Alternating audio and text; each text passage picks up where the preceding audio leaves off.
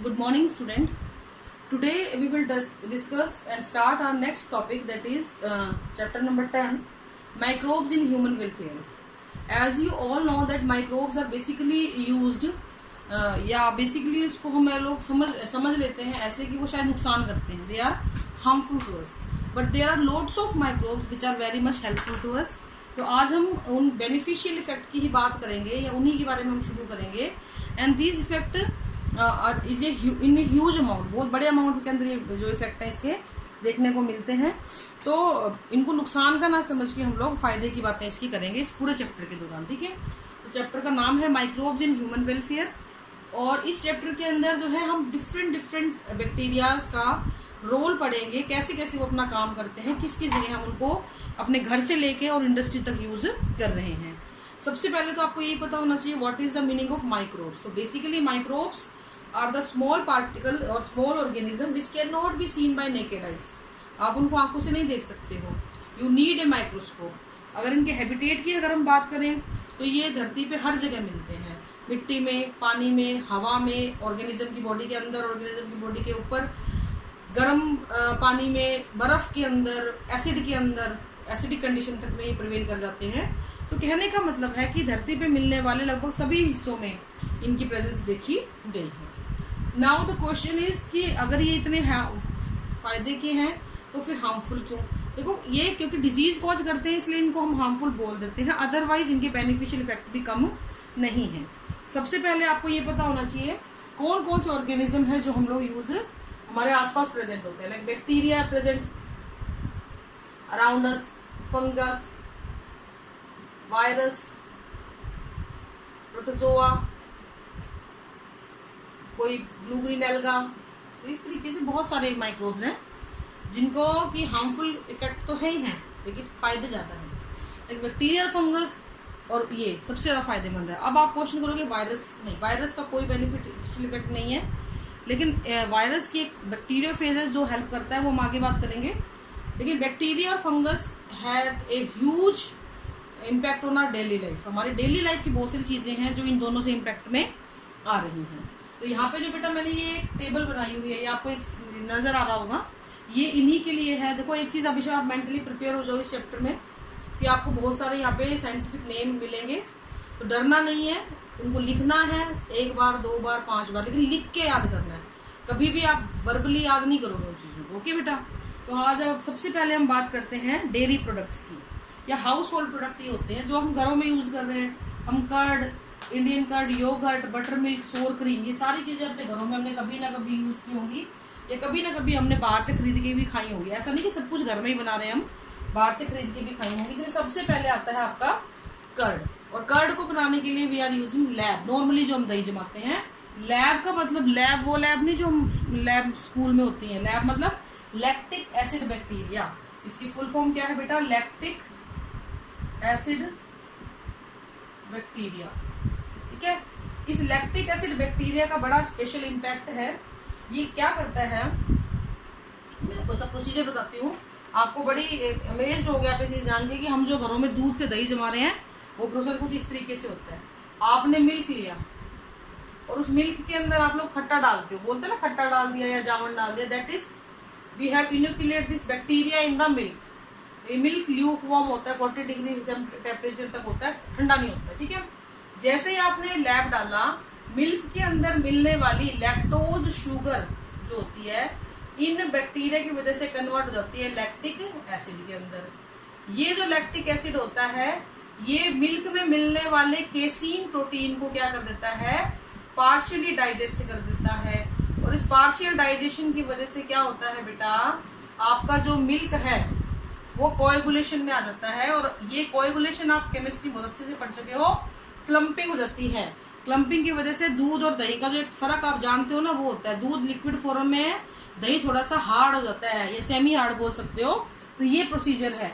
Milk is the lactose sugar present in the milk is converted by in lactic acid by the lactic acid bacteria. Okay, now this lactic acid convert the protein casein and partially digested and coagulated. तो क्या होगा, आपकी curd बन जाएगी. Curd will form, आपकी दही जम गई ना दही. इस तरीके से प्रोसीजर होता है. अब बात आती है इसके फायदे क्या है कर्ड के। देखो खट्टा है तो विटामिन सी है ना, ये बांधने की गलती मत करना। विटामिन B12 होता है इसके अंदर, इसकी न्यूट्रिशनल वैल्यू बहुत ज्यादा होती है दही की। कई बच्चे नहीं खाते हैं, खाया करो। ऑर्गेनिक एसिड बहुत सारे होते हैं, आपके स्टमक के बहुत सारे इन्फेक्शियस बैक्टीरिया को मारने का काम करती है दही। इसीलिए आपने सुना भी होगा, अगर आपको कभी भी स्टमक एलिमेंट होती है, पेट में कोई भी इन्फेक्शन होता है, डॉक्टर दही बताता है कि दही खाओ, खिचड़ी खाओ, दही खाओ, खिचड़ी खाओ, दही खाओ। खिचड़ी क्योंकि हल्का खाना है और दही क्योंकि वो इन्फेक्शियस डिजीज से बचाता है। ठीक है, तो यहाँ पे हमने अलग अलग बैक्टीरियाज के इन अलग अलग तरीके की दही, क्योंकि हमारे लिए दही का मतलब दही होता है, लेकिन जो हम मार्केट से लाते हैं उनका फ्लेवर, टेस्ट सब कुछ अलग होता है, because they are inoculating certain different type of bacteria. उसकी हम लोग यहाँ पे बात करेंगे। तो सबसे पहले हम बात करते हैं इंडियन कर्ड की। तो इंडियन कर्ड के लिए we are using lactobacillus acidophilus. Okay, इस लैक्टोबैसिलस एसिडोफिलस को काम करने के लिए 40 डिग्री सेंटीग्रेड का टेम्परेचर चाहिए। ये स्पेसिफिक होता है बेटा, जैसे योगर्ट है, it requires Streptococcus thermophilus bacteria या फिर लैक्टोबैसिलस वल्गैरिस बैक्टीरिया। ठीक है, और इन दोनों को 40 to 46 degree temperature for the 4 hours, 4 घंटों के लिए चाहिए। If we are talking about the buttermilk, ये होता है स्ट्रेप्टोकोकस क्रिमोरिस का यूज कर सकते हैं, स्ट्रेप्टोकोकस लैक्टिस का यूज कर सकते हैं, लैक्टोबैसिलस एसिडोफिलस का यूज कर सकते हैं और ल्यूकोनोस्टोक का यूज कर सकते हैं। And it require 20 degree centigrade temperature for 22 एक ही बात है, फॉर 18 आवर्स, 18 घंटों के लिए।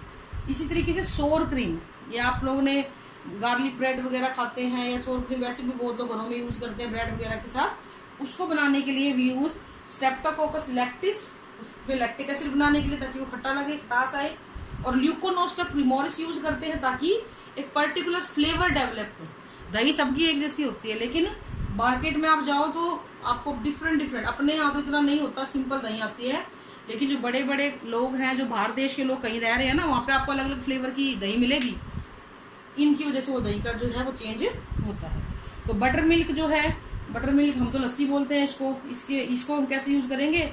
स्किम्ड मिल्क जो होता है, मलाई वाला दूध होता है, उसकी स्किमिंग कर देते हैं, मलाई हटा लेते हैं और उसके अंदर बैक्टीरिया इनोकुलेट कर देंगे, वो अपने आप अपना टेस्ट और फ्लेवर डेवलप कर लेता है।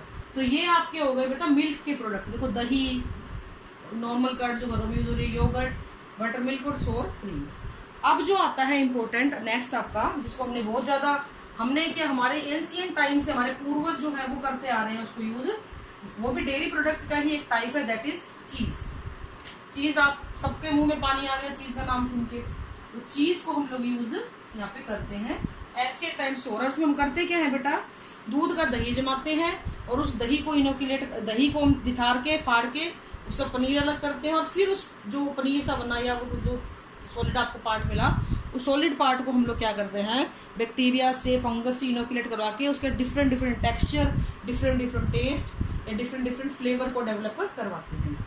तो चीज जो होता है 3 तरीके का होता है, सॉफ्ट चीज, ठीक है, हार्ड चीज और सेमी हार्ड चीज। नाम से आपको पता लग रहा होगा, इसमें लगभग 50 से 80% पानी होता है, इसके अंदर 40% से कम पानी होता है, इसमें 40 से 45% पानी होता है। पानी की जो प्रेजेंस है उसके हिसाब से सॉफ्ट, हार्ड और सेमी हार्ड चीज बने हुए हैं। इनका टेस्ट, टेक्सचर और सब कुछ अलग अलग होता है on the basis of what type of fungus और bacteria you are using to process the cheese. आपने देखा होगा ये बोलते हैं प्रोसेस्ड चीज। हमारे लिए चीज का मतलब क्या है, पनीर, खा लो पनीर। लेकिन हम जो पनीर खाते हैं वो क्या होता है बेटा, नॉर्मल दूध को फाड़ के बनाया जाता है। लेकिन जो मार्केट में चीज आता है ना, जो आप पैकेट्स में लाते हैं, उनको प्रोसेस्ड चीज बोलते हैं। प्रोसेस्ड का मतलब क्या हुआ कि उनकी प्रोसेसिंग हुई है, दूध को फाड़ने के बाद जो चीज आपको मिलती है उस पर्टिकुलर थिंग की हम लोग प्रोसेसिंग करवा देते हैं with different type of bacteria. इसके अलावा यहाँ पे एक चीज और बड़ी इंपॉर्टेंटली यूज की जाती है, that is the enzyme rennin. और ये एंजाइम रेनिन क्या होता है बेटा, काफ के मिल्क से मिलता है आपको, और ये भी प्रोसेसिंग के दौरान यूज किया जाता है। ठीक है, अब हम बात करेंगे टाइप ऑफ चीज की। तो सबसे पहले आता है बड़ा इंपॉर्टेंट, जो बहुत बार पूछा भी जाता है, लार्ज होल स्विस चीज। ये इसमें इनोकुलेशन होता है प्रोपिनोबैक्टीरियम शर्मिनी, और यहाँ पे ये बैक्टीरिया क्या करता है, बड़ी अमाउंट में CO2 प्रोड्यूस करता है, और जब ये CO2 इस चीज में से बाहर निकलती है तो पीछे बड़े छेद छोड़ जाती है, इसलिए इसका ये नाम रखा गया है large hole sweet cheese ripened with the help of propionibacterium shermanii. Excess amount of CO2 is produce, इसलिए बड़े बड़े छेद हो जाते हैं। फिर आता है रॉकफोर्ड चीज, कॉम्बर्ट चीज,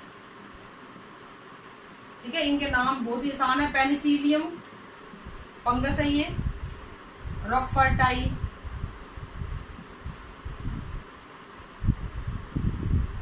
ठीक है, इसका नाम पेनिसिलियम कॉम्बर्टाई, ठीक है।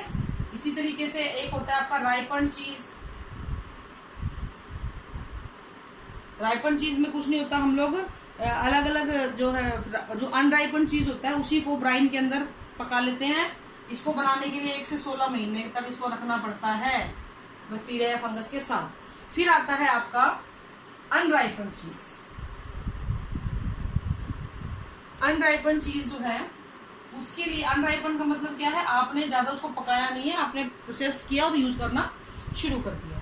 इसके लिए हम लोग जो बैक्टीरिया वगैरह यूज कर रहे हैं वो है लैक्टोबैसिलस, एसिडोबैक्टर,